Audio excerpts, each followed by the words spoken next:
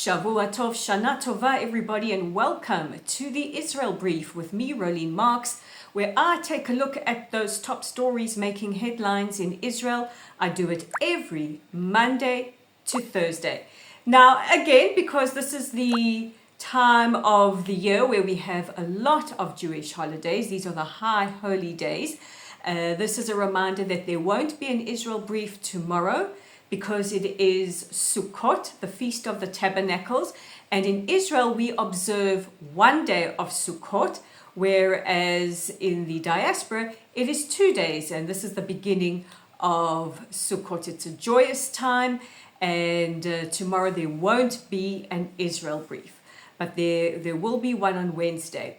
This is also a reminder that it is day 731. Tomorrow we will mark 2 years to the day since the 7th of October, since the horrendous pogrom, the attack on the south of Israel in 2023, which saw over 1,200 people murdered, mass raped, and of course over 250 taken hostage, of which 48 still remain. Now, because we are off air tomorrow, I'm not going to speak about, or I won't broadcast tomorrow, but I will share some of my thoughts a little later in the show and recap on Wednesday. And it has been quite a big news weekend. There has been a lot of news. So this broadcast might be a little longer than normal and also might contain more than a few rants. And I do apologize if I am extremely emotional. I do find that as we approach the 7th, and for some reason this year, more than last year, I am in a very, very emotional state. I'm very weepy, and it might come out in this broadcast, so please bear with me. But we begin with the big news that everybody, and guys, you are angels, you of multiple faiths from many countries around the world have prayed so hard for our hostages over these last now nearly 2 years to the day. We need extra, as we say in Hebrew, kavanah, extra intention, because we're sitting in a very, very critical moment. As you know, Israel accepted the deal put forward by President Trump last week, the 21-point deal. We're waiting on Hamas. Now, over the weekend, Hamas said that they will release all 48 hostages. This is the first phase. This is absolutely non-negotiable from everybody's perspective. And while we are very, very, very cautiously optimistic, we are aware we're dealing with a terrorist organization and things could change at a moment's notice. But we're closer than ever. So guys, as they say, prayers up. We need our hostages, every single one of them, home immediately. So where are we at the moment?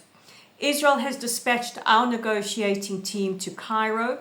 They will join Witkoff and Jared Kushner. They're already in Cairo meeting with the teams there, including a negotiating team from Hamas. Now, President Trump has said that we need to move fast. He says we're very close. All the Arab leaders are lined up behind us, but we need to move fast. And he warned Hamas, if you do not accept the terms of my peace plan, you will face total obliteration. So what are Hamas's issues? Basically, what Hamas have said is that we are prepared to release the hostages, but we don't accept 20 of the 21 points. They don't accept the idea of demilitarization, which is a non-negotiable for Israel. They don't accept not being involved. They say there must be Palestinian involvement in the leadership of the Gaza Strip. Now, the intentions as part of this deal is that this will gradually, through reforms, through a plan, gradually be handed over, not just to a board of citizens or group of citizens to take control, but the hope is that gradually, and they have to prove themselves, this will be handed over to the Palestinian Authority. Now, people forget when they talk about the Palestinians that there is this internecine fighting between Fatah which is a part of the Palestinian Authority, and Hamas.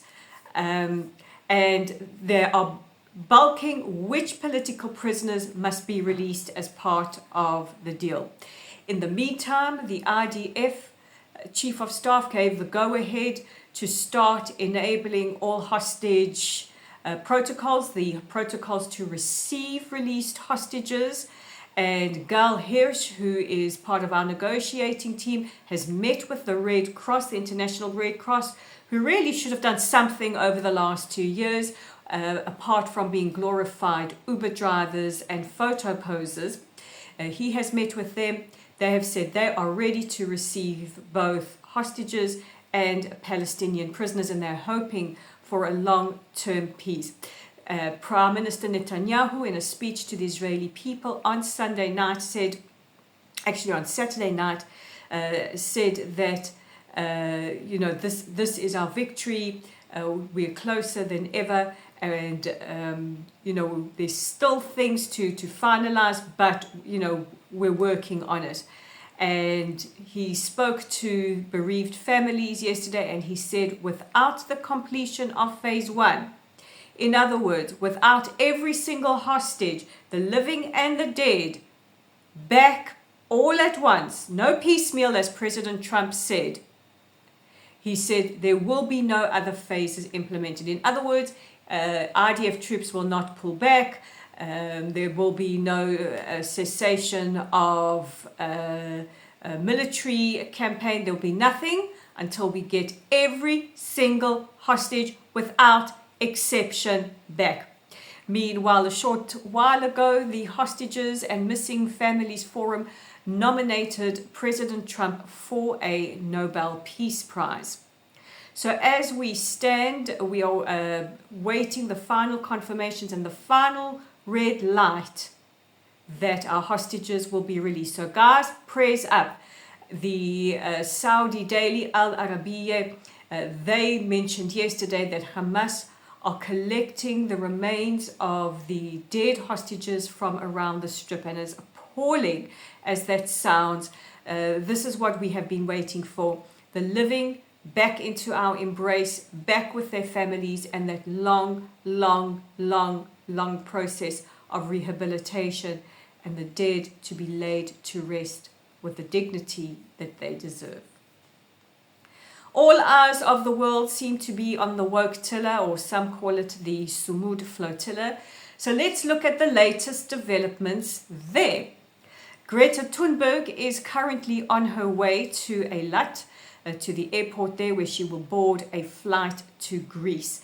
Now, Greta was part of the Sumud flotilla, a flotilla of about 47 boats with a variety of activists from different countries. And we know that Hamas had ties to this flotilla that was published. And of course, like they did with the last time, they all threw their devices into the sea, polluting our oceans. So much for the climate goblin, right? Yeah. Needless to say, we haven't heard much from the Swedish embassy, but Greece has dispatched a plane to take some of their citizens back, including Greta. So has Slovakia, and so has Spain. 137 were repatriated back to Turkey. Meanwhile, mass protests broke out around the world, in major cities around the world, as a result of the legal interception. Now, the boats were intercepted peacefully, and despite some of the drama, you might have heard from some of the activists who said Greta was pulled by the hair and they weren't treated fairly. It's all on camera, guys. It's all on camera, and the reason why they're talking this absolute drivel is that they know with a peace treaty on the table, the focus is on that and not on their performative floating publicity stunt. Now, what is interesting is that our police went inside the boats to gather the humanitarian aid that the activists refused to offload in either Italy, Greece, or give to the Vatican. Yes, His Holiness the Pope himself offered to disseminate that aid if they disembarked and gave that aid to Vatican representatives. And wouldn't you know it, there was no aid aboard those ships. And you can actually see the video of that on our Facebook page. The global Sumud flotilla said, well, it wasn't just our intention to bring aid, we were also there to break the naval blockade. So basically they admitted it. Now, the South African president has demanded the immediate release of Mandela, as well as various South African citizens who have been detained. DIRCO is working with Israeli officials to organize their release. And I just want to say something about the language that has been used. The president of South Africa said that they were abducted. No, President Ramaphosa, they were not abducted. They were arrested and detained. I tell you who was abducted. Over 250 hostages on the 7th of October who you had no sympathy for, and of which 48 remain in captivity now for 2 years. Meanwhile, 2 other members of the Mandela family joined the Gaza Humanitarian Foundation in peacefully and legally and through the right channels disseminating food and aid in the Gaza Strip. Meanwhile, Israeli police have asked for the extended detention of a Spanish activist who, during the medical check before a release, bit one of our medical workers. And as for Greta, we not only found out that her second name is Tintin, something that we will be sure to make into memes for years and years to come, but that when Greta filed with the courts, she issued no complaints. She just made a request to go home and for the activists to receive necessary medical attention. You know what? The truth always comes out. Thousands gathered in Trafalgar Square yesterday, not only in a vigil for the 2 Jewish victims of the car ramming and stabbing and shooting at the Heaton Hebrew congregation over Yom Kippur in Manchester last week, but also in commemoration of the atrocities and the anniversary of the 7th of October. Now, I just want to say something here, and here I'm going to go off on a bit of a tangent because I am angry, and I am full of sorrow, and we have been warning from the United Kingdom to Canada to Australia to the United States, to every major city in every country in the world, that these hate marches on the streets of capitals every single week, that the genocidal chants are from the river to the sea, that the media with its obsessive hatred and need to paint Israel as uniquely evil by pushing Hamas talking points and blood libels at the expense of the reality, the facts and the truth on the ground. We warned you that this would culminate in people getting killed. And it happened at the synagogue in Manchester on Yom Kippur, the holiest day in the Jewish calendar. We are paying with our lives for your activism. I say that there is blood on the hands of the media. There is blood on the hands of everybody taking to the streets and chanting genocidal chants and spewing hatred against Israel, the one and only Jewish state.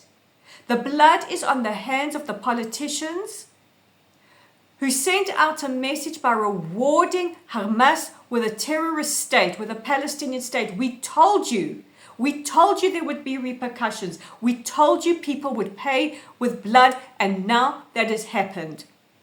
I join the British Jewish community, who I can see are angry and who I can see are sending a resolute message that we are not Jews with trembling knees. Enough is enough. To the media, I'm a journalist just like you are. Where is your integrity? We are not here to be activists. We are here to speak the truth. When you take Hamas's talking points as the absolute truth, and when it comes to Israel, a democratic state, you say alleged. When it comes to Israel, who investigates any transgressions, and yes, does make mistakes, and yes, admits it, but you take the word of a genocidal terrorist organization verbatim, you are responsible. You can draw a direct line from what you are putting out, and you know who you are, and I'm going to call you out. The BBC, Sky News, Channel 4, ITV, the Daily Mirror, all of you are complicit. The Guardian newspaper, the Independent, you are complicit. We are sick and tired of your manifestations of anti-Semitism in this delirious, obsessive anti-Zionism. And for anyone who says that anti-Zionism isn't anti-Semitism, yes, it is. To be anti-Zionist means that you are saying to Jews that out of all the people in the world, we are the only ones not entitled to peoplehood. We are the only ones not entitled to a state of our own. We are the only one who are not entitled to our national homeland. We are the only ones not entitled to a nation state. We are the only people in the world that is not allowed to take our self-determination into our own hands and determine our own future. It is racist, it is repugnant, it is anti-Semitic, and it stops now. And I know I'm losing it, guys. And I know, as I said to you at the beginning, I am emotional. I'm finding these days coming up to tomorrow very, very, very difficult and very hard. And I'm glad that I'm weepy, because the emotions need to come out. Tomorrow is going to be not just the first day of Sukkot, which ironically is a day of joy, but it is also the second anniversary of the 7th of October. And as a journalist, it has been the privilege of my life to be able to bear witness to history, to bring history to you, whether it is through my work covering it for publications, or as the spokesperson for the Zionist Federation, or taking WITA delegations down south and through my volunteer work there, or here as part of Lay of the Land and the Israel Brief. To have the honor of being the voice of our hostages and our victims is something I will treasure for the rest of my life. And so will my colleagues. And as I've said before, we are almost like first responders, us journalists. And it leaves a mark on our souls. The stories of the incredible people I've had the privilege of meeting or speaking about are imprinted on my soul. The sights, the smells, no matter how traumatic they have been, the evidence that I've held in my hands, nothing has been more important than bringing that to the world. And I know that my colleagues share the same philosophies. And tomorrow is going to be a day of intense reflection and of mourning and of sitting in the memory of what happened, which I remember every second so clearly. Israelis have endured 2 years of war. And while there's so much focus on Gaza, and the world has forgotten that we are also traumatized. We are also the victims of a war we did not want and we did not start. I'm going to ask you to be the voices, as I have several times, of our children, of Ariel and Kafir Bibas, of Yael and Yanai Chetzroni, of the Simantov family, of all the families wiped out, of the children who are orphaned, of the women who were violated, and yes, some men, of our hostages, of the elderly, of the Holocaust survivors, of the foreign nationals, of the Thai workers, of the Nepalese students, of the Tanzanian students, of the people from your countries who the world has forgotten, of the Arab victims and the Bedouin victims and the Jewish victims and the Muslim victims and the Christian victims and the atheist victims and the Buddhist victims and the Hindu victims of the 7th of October. I'm going to ask you to join me in bearing witness. Read the stories of our hostages. Watch their accounts on podcasts and interviews. Tomorrow, Eli Sharabi's book, Hostage, is available in English for the world. It is on Amazon, wherever you get your books. Every single person in the world must read Ellie's book. Every single person. Tomorrow will be a day of immense pain for us. It will be a day of memorial and a day of reflection. And it will also be a day that I will spend in gratitude for our young generation of this country who rose like lions, for the people in this country whose spirit is like no other, for my beloved state of Israel, democratic, flawed, maligned, and robust. I love you today, tomorrow, and forever. And for my Jewish family around the world, stand strong. Stand strong in this face of antisemitism that we haven't seen the likes since our grandparents and great-grandparents. And to you, our allies standing so resolutely with us, thank you. Tomorrow we will need you to hold us up on your shoulders. And today we need your prayers more than ever. But thank you for never wavering. Thank you for standing with us. Thank you for being our shield against the hate and our shield against the lies. God bless you. So guys, as I go off now for Sukkot, I thank you. I remind you to please check out our website at www.layoftheland.online. I just want to answer a question from Diane, who asks who pays for the flights to take these activists back home. It is the countries who send them, but the ones that haven't sent flights, it unfortunately comes out of our tax money to send these palookas home. Please, if you like our content, subscribe by hitting the red subscribe button here on our YouTube channel. We are on Facebook at Lottle's site, on Instagram at Rolene_Marks, on LinkedIn at Rolene Marks, on Substack at Rolene Marks. And guys, I want to take this off because this means they are all home. So prayers up. Chag Sukkot Sameach to all who are celebrating, and I will see you again on Wednesday. Bye for now.